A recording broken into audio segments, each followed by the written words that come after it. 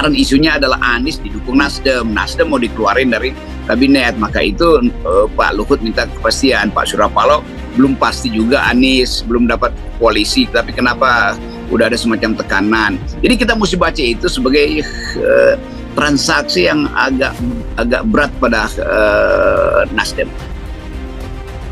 Surya Paloh dengan tegas saat deklarasi bahwa itu adalah pilihan yang paling rasional saat ini. Oke.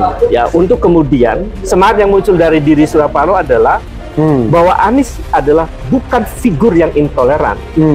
Bahwa Anies adalah bukan figur yang mungkin juga orang menilai sebagai politik identitas misalnya. Pada bulan Oktober 2022 lalu, Partai Nasdem mendeklarasikan dukungannya kepada mantan gubernur gagal, Anies Baswedan. Nggak tanggung-tanggung, Nasdem saking semangatnya bahwa koalisi dengan PKS dan Demokrat dalam pencapresan Anies ini bakal resmi terwujud. Optimisme tanpa konsep yang jelas hanya akan melambungkan ekspektasi, kemudian dibanting ke bumi dengan keras dan menyakitkan.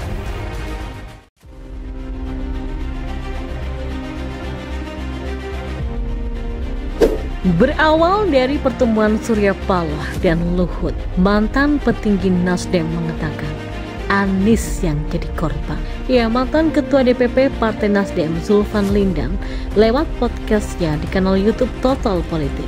Zulfan mengungkapkan skenario yang mungkin dipakai Paloh untuk membatalkan pencapresan Anies Baswedan. Ini diungkapkannya usai melihat pertemuan Surya Paloh dan Menteri Koordinator Bidang Kemaritiman dan Investasi atau Menko Marves Luhut Binsar Panjaitan di London, Inggris baru-baru ini. Beredar isu bahwa pertemuan ini menjadi penanda berakhirnya gagasan Partai Nasdem mengusung Anies Baswedan di Pilpres 2024. Politik itu kan dengan kemungkinan, kalau saya lihat kepentingan untuk membuka hubungan kembali walaupun tidak bisa seakrab dulu antara Surya Paloh dan Jokowi, kata Zulfan. Surya Paloh tanpa diminta pun bisa jadi belok setelah dia melihat Anies ini nggak mungkin juga karena Demokrat belum selesai.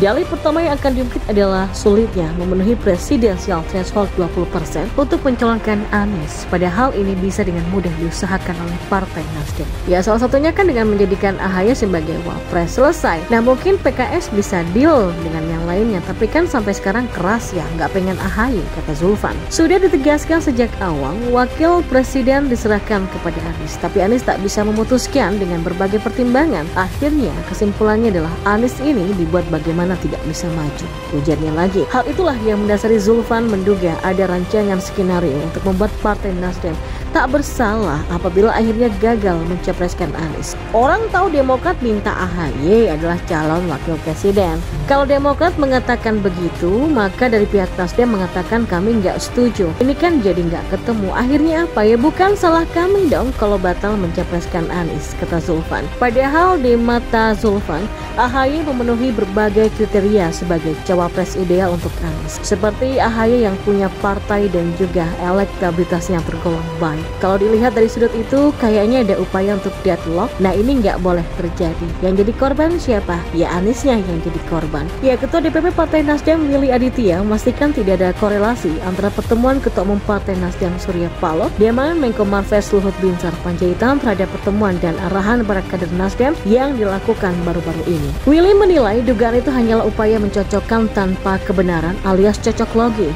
Dia menegaskan pertemuan Surya Paloh dan Luhut terjadi di London 13 Desember 2022. Sementara arahan Surya Paloh untuk para kader Nasdem yang duduk di kursi DPR dilakukan di Nasdem Tower Jakarta pada Senin 16 Januari lalu. Sebelum mengumpulkan para kadernya, Surya Paloh kedapatan bertemu dengan Luhut yang dikenal juga sebagai tangan kanan Presiden Jokowi di Eropa pada 13 Desember di tahun yang lalu. Pertemuan itu terungkap lewat unggahan Instagram Wakil Ketua Dewan Pakar Nasdem Peter Vegomta pada Jumat kemarin. Sementara itu, Willy menyampaikan alasan Surya Paloh mengumpulkan kader elitnya di Nasdem Tower Jakarta pada Senin 16 Januari kemarin adalah untuk memastikan langkah politik mereka tidak bias. Willy menuturkan dalam pertemuan itu Surya Paloh juga mengingatkan agar kader Nasdem terus mendukung pemerintahan Presiden RI Joko Widodo dan Wakil Presiden RI Ma'ruf Amin sampai masa jabatannya berakhir. Selain itu, Willy juga mengatakan Surya Paloh meminta agar fraksi Nasdem di DPR memperjuangkan sistem pemilu 2024 tetap menggunakan proporsional terbuka, sebab sistem ini dianggap lebih demokratis dan berkeadilan bagi rakyat. Willy juga mengungkapkan jika Surya Paloh menyinggung soal koalisi menuju pemilu 2024. Saat ini Nasdem bersama Demokrat dan PKS berencana maju dalam yakni koalisi perubahan. Namun hingga saat ini masih belum ada deklarasi resmi terkait pembentukan koalisi itu. Nasdem dalam hal ini telah mendeklarasikan Anies Baswedan sebagai capres yang diusung partai mereka. Sementara terkait cawapres, Surya Paloh telah menyerahkan kewenangan itu kepada Anies untuk menentukan. Jadi tidak atas dasar memaksakan kehendak. Kita kan datang dengan kalau pesan Pak Surya itu dengan kejuangan, dengan solidaritas, dan dengan satu nafas yang equal. Kan spirit awalnya membangun koalisi perubahan ini equal partnership, kecuali mau ada subkoordinasi satu dengan yang lain, itu adalah hal yang berbeda, kata Willy.